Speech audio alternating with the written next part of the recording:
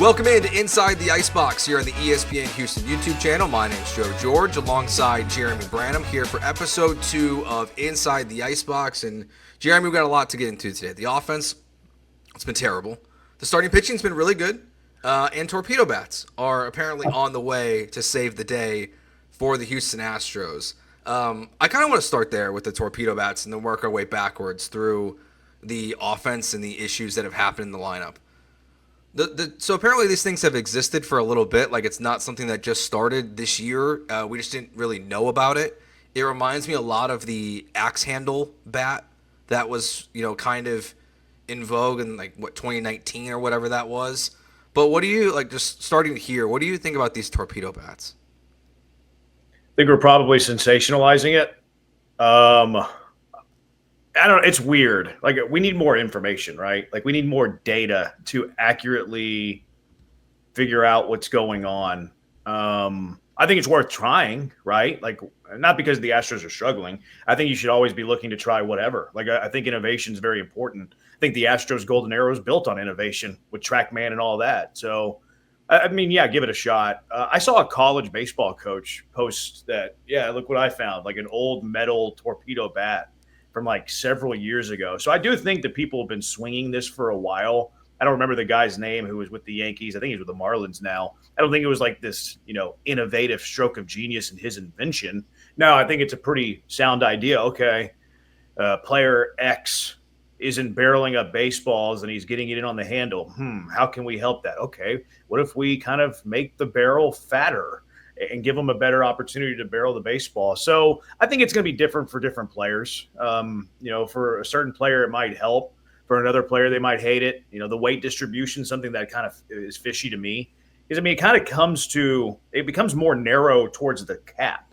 I feel like that would feel different swinging than if the weight was distributed a little bit more balanced and in the barrel. So I think for some guys, it's probably okay. I think for other guys, they're going to hate it, quite frankly. And I don't think that it's, I really want to be like, Yankees are cheating. Look at those guys. They've been PEDs back in the, when they were winning a bunch of World Series in the Torrey era. And, Joe Girardi yelled on MLB Network how they used to get signs from the watch when he was standing at second. I want to pound the table and say the Yankees are cheating. But I think we're making much ado about nothing, really. Yeah, I think so too.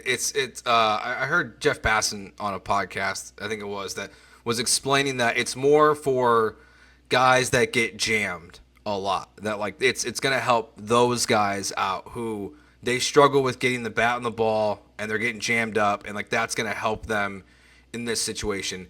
It's just the Yankees, they played the worst so far rotation in all of baseball to start the year. And then you're seeing a couple guys have big-time success. Ellie De La Cruz obviously had that 11 RBI night for the Reds. We've seen Dansby Swanson go deep a couple times this year, which is unlike him. Both those guys using torpedo bats.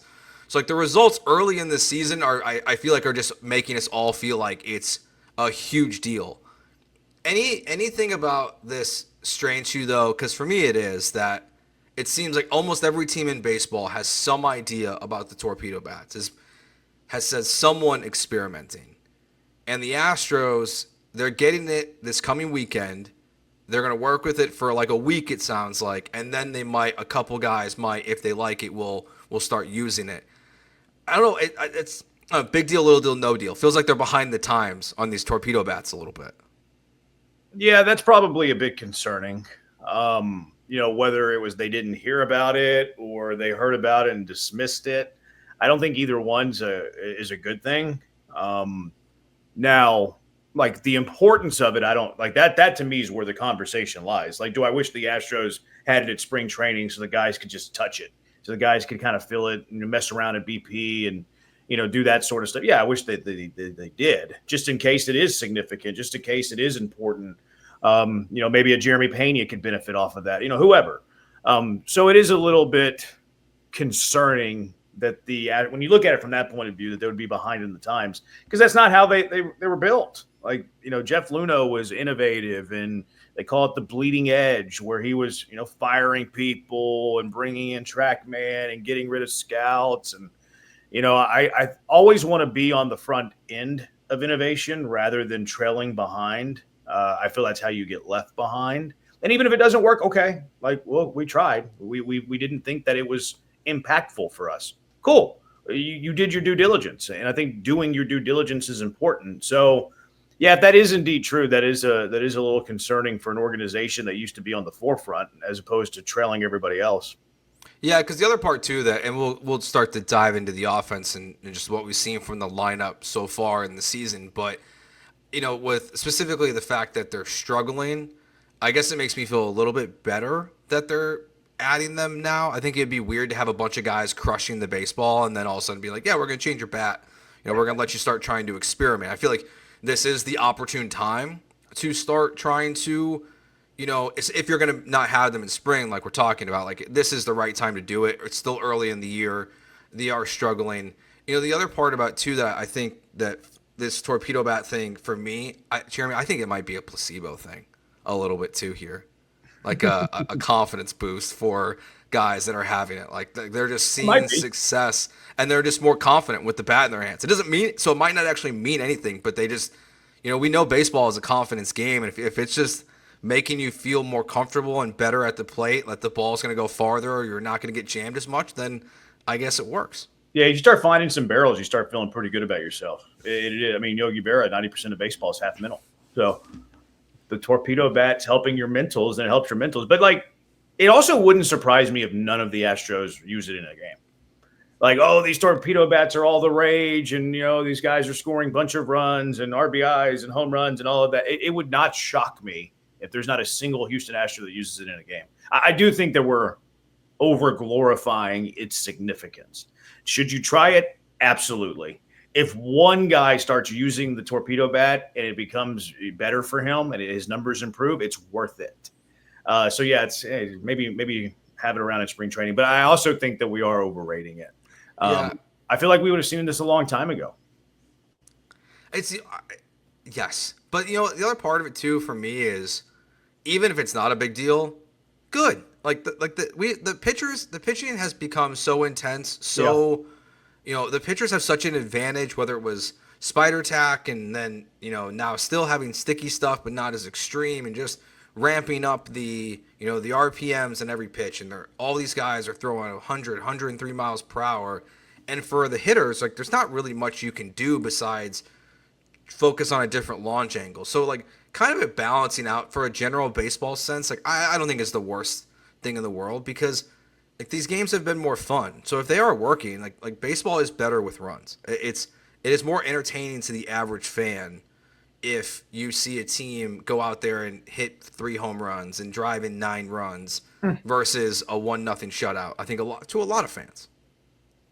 Yeah, I think there's a balance there. Like I didn't love the high volume numbers during the steroid era.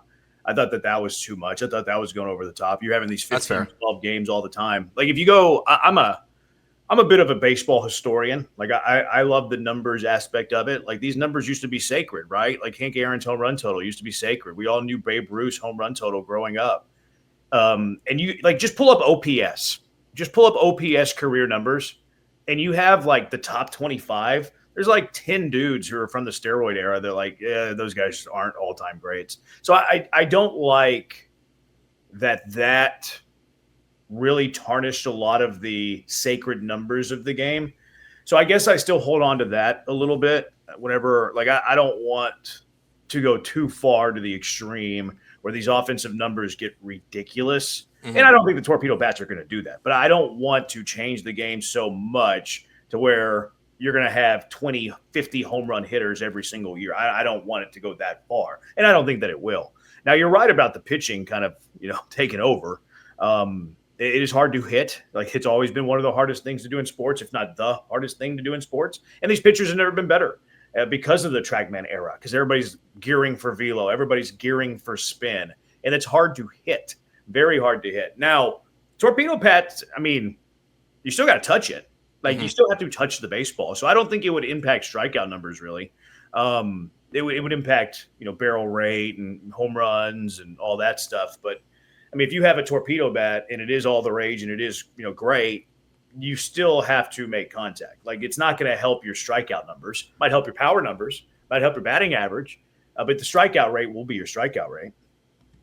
All right, so as we are recording this, and it's airing on the radio station as well, because remember, we are going to air this 6 o'clock on Thursday, so if you're watching on YouTube right now, you want to listen to the radio version, because it'll be slightly different. It'll air as soon as Jeremy and Joel get off the air on the Killer Bees. The Astros are hitting 178, have a collective 270 on-base percentage. Their OPS is 492. What do you think's going on, man? Because this has been a grind to start the year for pretty much everyone not named Jose Altuve. Yeah. I would like to believe that every big league team over a 6-game span is going to have a stretch like this. I think every team in baseball over a 6-game span is going to have a terrible stretch where they hit 178 as a team, where they have a 492 OPS as a team. Maybe not everybody, maybe almost everybody, but every team's going to have some struggles over a 6-game stretch. And it's 6 of 162, way too small of a sample. All of that stuff is very true. But it is also true that these are the first 6, and the first games of the season do get magnified. It is also true that this is a totally different look to the Houston Astros than we've seen over the years. Kyle Tucker is gone. Alex Bregman is gone. And I don't blame them for either one of those moves. I think Alex Bregman got overpaid. I think the Astros' offer for Bregman was more than I would give. I'm a big fan of trading players before they walk for just a compensation pick, and I like the Astros' return. I think in the long run, it's going to be good. Now, first 6 games of the 2025 season, it doesn't look good, but I think over the long run, it will. So I don't blame the Astros for those moves. But I think that because it's a new look, that the fear of the fan base is greater. Because you could trust Tucker, right? Unless it's the playoffs. Like, you knew what you were going to get from Alex Bregman. So it's like you have that safety net. You're a little secure because you know them. Isaac Paredes, a bit of a wild card. He hasn't played in Houston. And even if you look at the numbers, like, he's a bit volatile. Low batting average guy, high on base guy. He's had stretches where he's shown good power. He's had stretches where he's not. He wasn't good as a Cub whenever the Cubs traded for him. Like, that is a fact. Christian Walker, I think all these guys are going to be better than they've been in the first 6 games. But Christian Walker's 34 years old. Like, baseball players don't get better in their mid-30s. Like, you look at the natural trajectory of a baseball player outside of the PED era, their prime's 27, 28, 29 years old. So expecting Walker to be who he was the last 3 seasons is probably unrealistic. You're setting expectations that are probably not fair. Like, there's going to be slippage. Now, is he going to turn into Jose Abreu? He shouldn't. The slippage shouldn't be, a plateau, shouldn't fall off the cliff. But you're going to see a trajectory of Christian Walker's offensive numbers going down. Now, this is too great, but again, that fear lives in Astro fans. Cam Smith, I think Cam Smith's a fantastic prospect. I think he's going to have a good career. He's a rookie who has played 5 games above high A ball, who's seen 20 plate appearances. So you have that fear, like, oh, did they bring him up too early? So you don't have the safety net of the past. I think they're going to be fine. I think the offense is going to turn it around. I think they're going to be above average offensively by the end of the season. But because you don't feel secure with all of the moves that have been made, you don't know the guys as much. There is reason for concern. I mean, even if those guys pan out, your bottom of the order still stinks. Your bottom of the order is still lousy. Yanier's at bats annoy me. Like, he drives me nuts watching him, just because his plate discipline's awful and his pitch selection is awful. It drives me nuts. It triggers me because I know his potential. Like, if he had decent plate, just decent, just okay, not good, just decent plate discipline, he's a 25, 30 home run guy. But if he's flailing at everything off the plate, why would a pitcher ever throw him a strike? Mm-hmm. So that aggravates me. So there's reason for concern.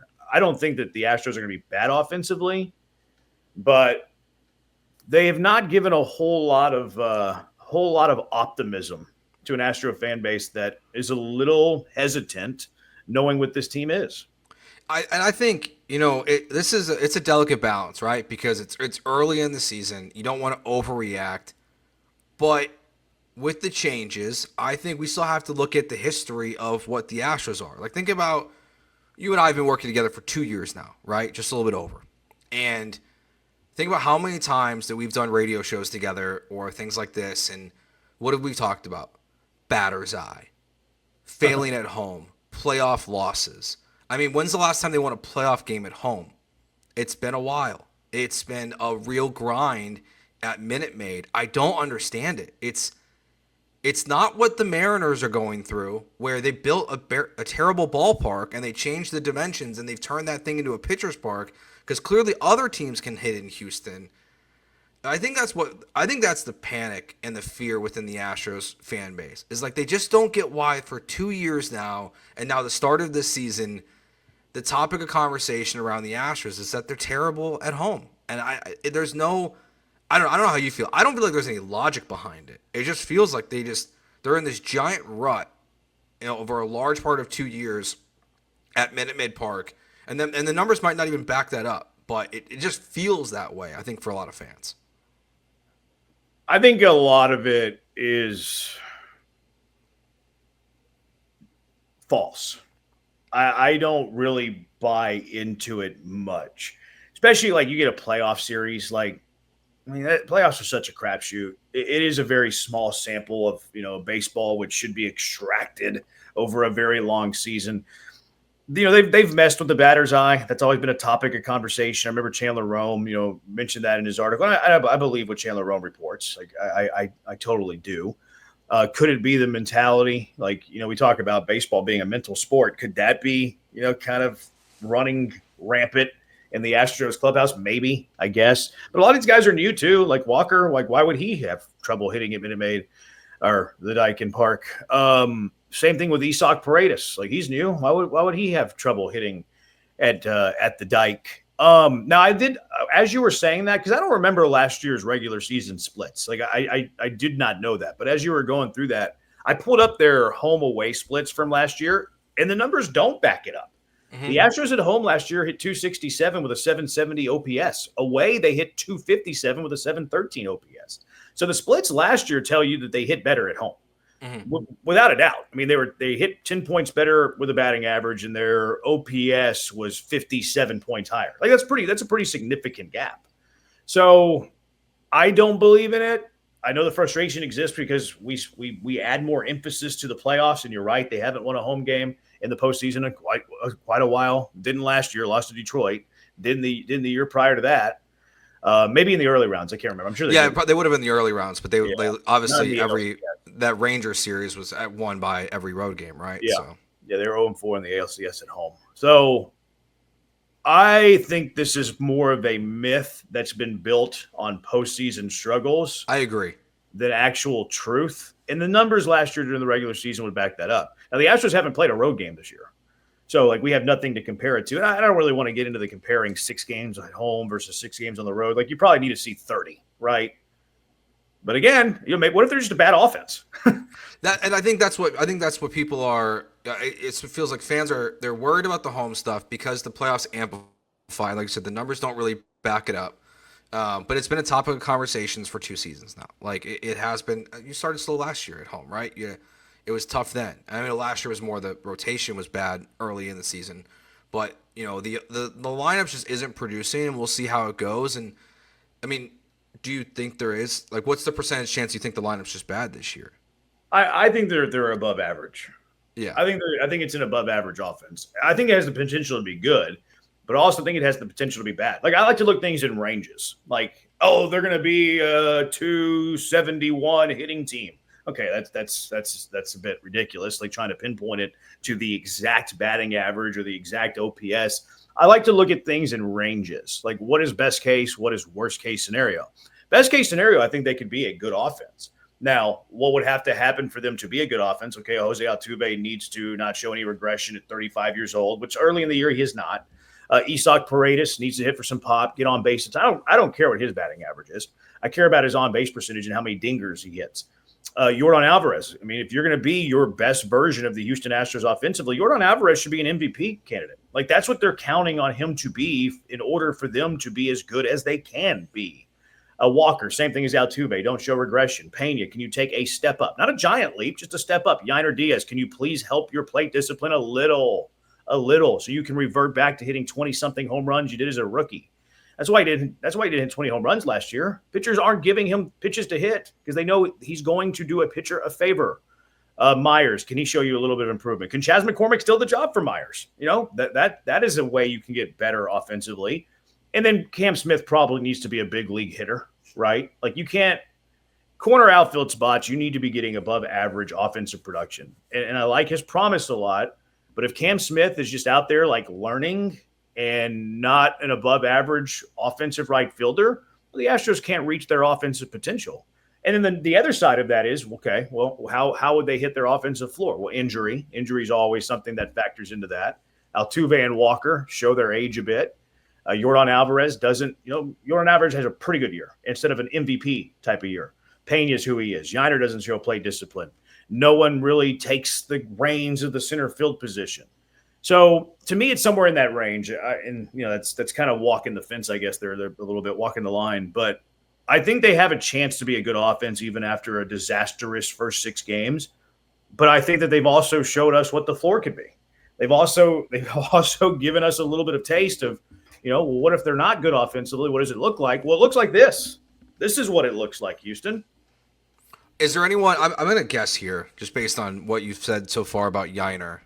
If there is anyone to pinpoint of like someone you are actually concerned about, though, just 6 games into the season, yes, small sample size, is it Yanier because you're not seeing the improvement, the change to approach? Because that's where I kind of fall into it. Is you just want it to be different, and it's not different with Yanier early in the season. He's still chasing things like crazy. Yeah. Like you're just like that's why like there's no concern with Alvarez or Isak or even like you said Walker as well. But for Yanier, I think he can be the best hitting catcher in all of baseball. It feels like to me him and Adley Rutschman can be top 2, and they can be going back and forth every year. But the discipline stuff is what I think is the, like you're saying, the long-term concern. So would you pinpoint as like the one guy you're actually concerned about right now? It's not just a 6-game sample size. Concern might be too big of a word. Okay. I don't want to get concerned after 6 games, but like, what am I paying more attention to? Like, what has caught my eye a little bit more? And the reason that I'm so harsh on Yanier is because I know his potential. Like, if Yanier was just a light hitting catcher, if he was Brad Ausmus, right? If he projected to be Brad Ausmus offensively, I don't really care too much about him chasing pitches out of the zone or being a bad offensive player. It's what his expectations are. It's what his talent and potential is. But because of his upside, Yanier can be a 300 hitter, hit 25, 30 home runs. He is capable of doing that with his bat-to-ball skills and with his power. What is preventing him from doing that? His plate discipline, his pitch selection. It's atrocious. It is awful. It is Altuve with a runner at third, less than 2 outs level bad, where they're just chasing everything because they think they can touch it all, and they can. But if you're touching a baseball, it's not the same as driving a baseball. And I think that's Yanier's problem. Now, this just might be who Yanier is, though. Like I think that plate discipline is one of the hardest skills to learn once you get to this level. Maybe just pro ball, but especially at the big league level. Like, how many guys do you see have lousy plate discipline and all of a sudden they have great plate discipline? It's rare. Altuve early in his career to middle of his career was about the biggest difference I saw. But even in his best plate discipline days, it wasn't great. It got to a pretty good level. It was atrocious, got to pretty good. Now it's atrocious again. Yeah. Like his career plate. So if Yanier just took the steps that Altuve took, I mean, Yanier would be in that conversation for best catchers, offensive catchers in baseball. That's what frustrates me because I know his potential. It wouldn't frustrate me as much if he didn't have any potential. Jeremy Pena is probably another one. Like, great spring. And this is another example. Don't overreact to spring training, which we'll get into, the next guy here in a little bit. But don't overreact to spring training numbers. It usually does not have any correlation of what they're going to do in the regular season. Again, 6 games. Not saying that 6 games are going to tell the story, but do you put more stock in Jeremy Pena's first 6 games of the regular season or his entire spring training in the 6 games of the regular season? So, it concerns me that Pena is not going to take an offensive step. He's just going to be a career average, hitter that plays a pretty good shortstop, which is fine, but you think that he could have a ceiling that's higher as well. And then Cam Smith, like, not finishing even the chapter on Cam Smith at all.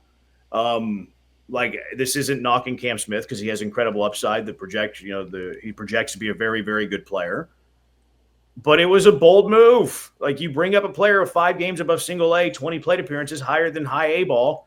Like, that's okay. Let's see what this looks like. Let's see how this goes. And he's had some pretty good at bats. Had a couple of hits. He's drawn some walks. Like, he has good plate discipline. But is he going to give you above average, offensive production? Because if he doesn't, then it was too early. If he's not giving you above average offensive production, then calling him up was the wrong decision. And again, 6 games is not going to tell the story, but just something that has caught my eye. Let's talk about Cam Smith for a little bit before we get into the pitching, because it's been an interesting couple days in Major League Baseball in terms of young prospects. We saw Jackson Merrill get a huge contract worth $135 million from the San Diego Padres. And we saw Christian Campbell, who made the Red Sox opening day roster, get an 8-year extension for $90 million, I believe it was. And immediately, you see the Schwabs of the world tweeting about Cam Smith. And I'm sure that was a topic of conversation for you guys as well about giving him a contract. Are you open to the idea of paying Cam Smith right now, even though it's early, it's struggling, and Christian Campbell is having the benefit of he's smoking the baseball. As we were recording this, he hit another home run for the Red Sox. So obviously the start of their seasons is very different, but I would pay Cam Smith right now. I think, honestly, Jeremy, I think it's the logical move of the things that you could do for them. Because I was listening to Chandler Rome's podcast, and they were doing a mailbag, and they were asked about, extending Hunter Brown. And he said, you missed that window 2 years ago when he was coming off, he was struggling. Like, you should have paid him then if you really believed in that guy, because now Scott Boras, who he's hired, is never going to let him sign a contract unless it's a Godfather-level offer from the Astros, which, I don't know, doesn't exist. And I would sign up Cam Smith right now on an 8-year deal, 8-year extension right now, buy out 2 years of free agency, and just that way you have him longer than you have your typical guys who play here for 6 years and walk away. I'd do it right now. I have no hesitation. I do think one area that we and everyone often ignore whenever we have these conversations is, well, what's the motive of the player? I mean, the Astros maybe they gave Cam Smith the Christian Campbell contract offer. We don't know that. It's true. It wasn't reported, so we think that it didn't happen, but it could have. So there's always the player motive, and sometimes we never discuss that part of it. Like, would you do this? Okay, well, the player's got a decision too here. It takes 2 to tango. Like, you ask somebody out on a date, they have to say yes. Like, Cam Smith has to say yes. Christian Campbell had to say yes. But I would be interested in it too from a front office perspective. I would do the due diligence. I would see where Cam Smith and his agent are at, and I would try to get something done as well. I actually posted the question too to Twitter, and I was surprised with the reaction that I got saying no. It was a pretty overwhelming no, it doesn't add up to me, because it was a pretty overwhelming yes that they wanted Cam Smith on the team. Because I think that those moves are actually lateral. I think they're parallel decisions. Like, if you're going to call Cam Smith up a year after he was drafted, 5 games above high A, 20 plate appearances above high A, Dana Brown is telling you, I trust my eye that this kid is going to be good, that this kid is going to be great. I'm putting my career on the line for Cam Smith by calling him up this early. So if you're making that decision, how are you not making the other decision of trying to lock up a young player and buy out some of his free agent years? I think those decisions have a lot of correlation. I would be interested in doing it. I think that the best general managers are the ones that, like, us as fans and us that watch we always look at the back of the baseball card. We're like, well, this guy did this guy did that. So what? It's not about what he did. It's about what he's going to do. And the best general managers in any sport are the ones that can best predict what's going to happen in the future. And with Dana Brown calling up Cam Smith this early into his career, he is telling you, my eyes predict that Cam Smith's going to be really good. Doesn't that also factor into the decision of locking up a young player? If his eyes are telling him that player is going to be really good, then his eyes should be saying we need to lock up that player. Now, this could have happened, and we don't know, again, because we don't know what's going on in the negotiations and all of that. But if your GM's saying that he's so good that we have to get him up now, then your general manager should have no reservations of signing him to an 8-year deal and buying out his free agent years. I like these type of contracts a lot. Looking at things from a team building point of view, I do not like paying players in their 30s huge money. Like, I would have never done the Garrett Cole contract. I would have never done the George Springer contract. I would have never done the Carlos Correa contract. I wouldn't have offered Bregman what the Astros offered Bregman. I am in favor of trading free agents before they leave. I like the Tucker trade, even though Tucker's killing the ball right now for the Cubs. What if you traded Bregman a year early and got you're not going to get as much as you got for Tucker because Tucker's a better player. But what if you traded Bregman a year early? Like, what did the final year Bregman give you? It got you a 2 and Q in the wild card round of Detroit. So I'm more in favor of trading players before they leave, not paying players big contracts in their mid-30s. Like, I'm going to bring in the Michael Brantleys of the world. Like, I'll pay Michael Brantley $30 million for 2 years and have a really solid bat in left field. But I'm not going to give them 6, 7, 8-year contracts. That's something I will not do. But what about when they're 22 years old? You want to give them 8 years when they're 22? That way you have them in all of their prime years. If you trust your eyes, you should be doing that. And then when those 8 years are up, you hope that he's good. And, maybe you trade him before that final year. You let him walk in free agency. But you stole his best years. You stole his prime years. The Astros have, whenever I pose this on Twitter too, well, how did it work out for John Singleton? Well, how did it work out for Jose Altuve? You combine the Singleton and Altuve contracts, and I would do that every single time. So I don't care that it didn't work for Singleton. All it had to do was work for one. And in fact, you could have given 5 guys those contracts, and if 4 failed and 1 Altuve emerges, that was a win. Somebody said, well, how did the Rafael Montero contract work? How are you comparing Rafael Montero to a 22-year-old? Yeah, if anything, the conversation should almost be, are you going to do this with anyone else? Because I feel like you've missed the boat on Yanier. Well, no, Yanier maybe not. Maybe not. Yaner's, this probably needs to be done this year. What about Pena? Probably if you wanted to do Pena. Pena's going into his 4th year. He's getting arbitration money, so that's a significant jump. And plus, you might even have, it might not be in the best interest of the team now for Pena. Because what is Pena? Is Pena just this league average shortstop? Because if a league average shortstop, you don't want to pay $20-25 million to. So you might, waiting on Pena actually might have given you a favor, because you might have overpaid for Pena if you did it a year or 2 ago. And now it's Pena's a guy that you play 6 years for us, you leave, maybe we get a compensation pick and we move on. To me, Pena is that level of player. Yanier, because of his potential, and even this Yanier, I know I've sounded sour on Yanier, but even Yanier last year was an above-average catcher in baseball. Mm-hmm. So, you're still paying an above-average catcher in baseball if he doesn't improve at all. He has the potential of becoming the best offensive catcher in the baseball. So I would pay Yanier. I would extend Yanier. Maybe not like an 8-9 year deal, but I would be trying to buy out a few years of his free agency for sure. And same thing with Cam Smith. If you're telling me he's so good, he must be on the team now, you're also telling me that you should pay the guy. Before we get to the rotation, what about Arrighetti? Would you offer Spencer Arrighetti a lengthy contract right now, buy out some free agency? I hadn't thought about Arrighetti. So I also I have a theory of not paying players in their 30s. I also don't like giving big money to pitchers because what do pitchers do? Tommy John. Blow out their elbow. So you give a pitcher a huge contract for 6 years, Tommy John, if they're Luis Garcia, they've just missed 2 years. So I don't think that there's value in the long term of paying pitchers. Individual cases, could they work out? Yes, absolutely. Maybe they could avoid injury, have 6 really good years. But I think over a very broad look at the starting pitcher landscape and what those big contracts look like, I feel like it's more of a risk on the pitcher side than the hitter side.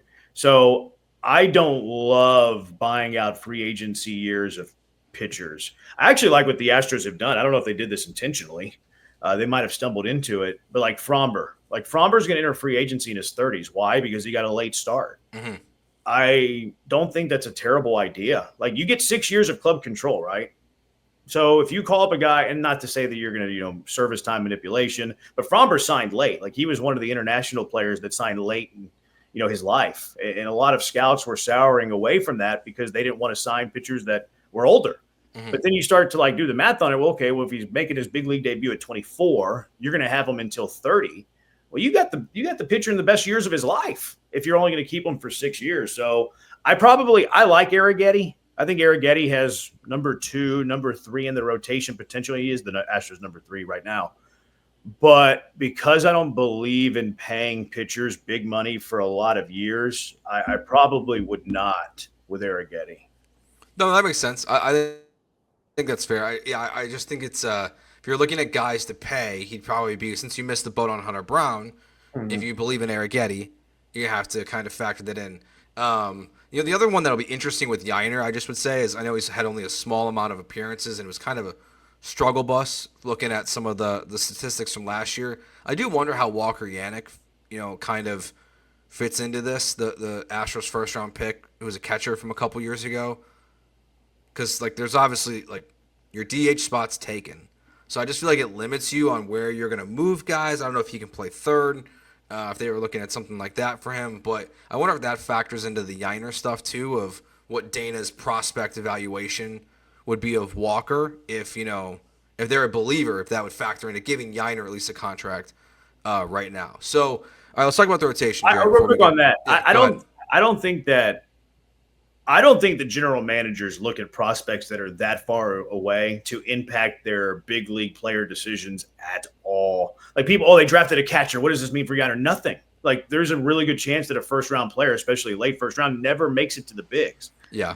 I like Yanick. I think he will, but that's the reality of the situation. They're not drafting players based on their current personnel. So, and they're not even worried about that until they're knocking on the door. Like maybe Bryce Matthews factored into the decision to make Jose Altuve a left fielder. Maybe, but even that feels like a little bit of a stretch. I don't think Yanick can play anywhere else. Like he could defensively, but I think his bat, he has to be a catcher. Like he'll be okay, I think, offensively as a catcher, but I don't think his bat would ever play at third or first. All right, so Astros rotation has a 2.79 ERA, third in the American League. All 5 starters pitched at least 5 innings. Their first time through the rotation. 2.81 ERA from the bullpen. I guess this would have been before Fromber got lit up a little bit, so it might be a little bit higher. I see 333. Yeah, so this was before Fromber got lit up by the Giants. What do you make of the rotation so far through? As expected? More than expected from these guys? I was probably a little bit more on the lofty expectations to start the year than most. So this is kind of what I expected. Maybe if you were just pulling like the consensus of the popular opinion that it's probably, outdone it a bit. One trip through. Fromber was fantastic his first start, not so fantastic his second start. I think the world of Hunter Brown. I think Hunter Brown could win an American League Cy Young. That's how good his stuff is. That's how highly I think of him. So, yeah, I mean, those two at the top of the rotation, I would take those 1-2 against just about anybody. Arrighetti's development this year is going to be critical. Is he going to solidify himself as a true number 3 starter in the bigs? And I like his stuff, man. His stuff's pretty sick. I like his mentality. He thinks the game. He's a pitcher. So I have high hopes for Arrighetti. Blanco's kind of a weird guy because, so good last year, but was it a one-hit wonder? I thought he was pretty good in his first outing. One of the concerns I have with Blanco, though, is his controlling the run game. The Giants were taking second on him every chance that they had. Reminded me of Christian Javier last year. That anytime their base runner was on, they were running on Christian Javier. So that's something that I'm paying attention to. Can that be cleaned up? Because if not, and look, Blanco's great at avoiding, one of the best opponent batting average in baseball in the American. It might have been the best, I think. But you allow a runner on, all of a sudden he's at second. You got a runner in scoring position. Even if there's 2 outs, now that's a stressful inning. You could have retired. You could have punched out the first 2, been dominant. You give up a little roll, like a swinging bunt. He's at first base. Now he's at second because he's stealing on you. Now it turns into a stressful inning when it shouldn't have been. Yeah. So that kind of catches my eye with Blanco. Hopefully he can clean that up. I liked Wisniewski's stuff when I saw of his. I thought that his stuff was pretty good. Now he committed the crime of walking the 8 and 9 hole hitters the other night. Like your stuff, man. But if you're going to make a habit of walking the 8 and 9 hole hitters on the other team, you're not going to be in the rotation very long. That cannot happen. His stuff plays, but is that something that's going to show up a lot with him. Like, I haven't seen him enough to know that. Hopefully it was an anomaly, but you got to challenge those guys. Like, walks are never okay. They're a little bit more acceptable if it's the cleanup man with first base open. You cannot walk the 8 and the 9 hole. So I was very disappointed in that with Wisniewski. So short-term view, didn't love that. Long-term view, I was pretty pleased with his stuff, though.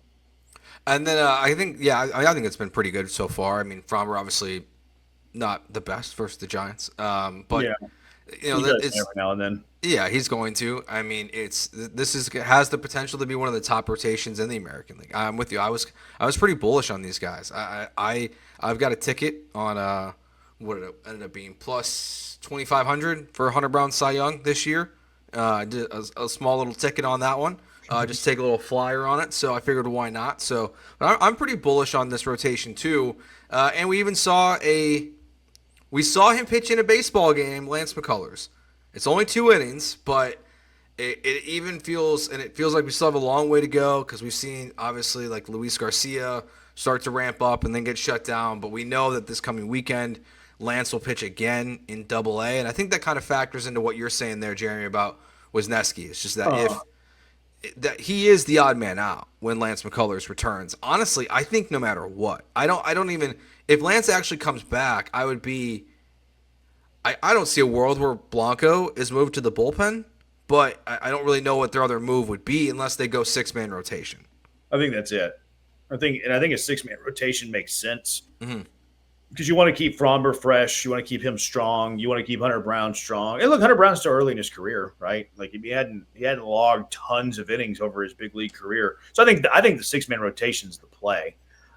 Keeps Fromber fresh. You don't want him breaking down at the end of the year. Keeps Hunter Brown fresh, and you're not taxing him with a huge workload. Eric Getty's only in his second season. Like I think it benefits him. Renel Blanco. I'm not. If he's. He blew past his like innings pitched in his career last year. He's going to probably try to do it again this year. So I'm not as worried about a 31-year-old logging a bunch of innings, but at the same time, like, is he a guy that you must start every 5th day? No, he's not a guy that you must start every 5th day. Same thing with Wisniewski. Is he a guy you must start every 5th day? Like, is he Garrett Cole in his prime where you better start him every 5th day? Verlander in his prime, you better start him every 5th day.